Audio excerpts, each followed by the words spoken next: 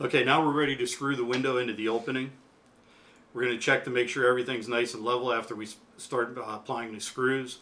And there's a piece of trim on the one side that we have to pull out to be able to access the screw holes for that side.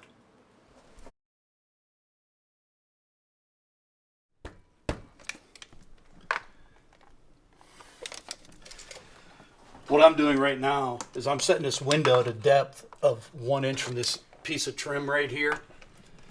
And that, by setting it at that point, it will allow us to go ahead and make a nice clean install. This piece right here inside the track, it's a window stop. It's not a piece of trim, it's a track stop. We're going to go ahead and remove that so we can access the screw holes on this side of the frame.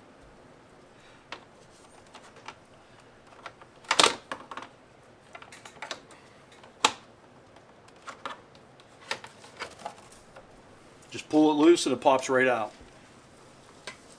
You can see the screw holes in the side of the frame. Right here, I'm just making sure the window's level before I start screwing it in.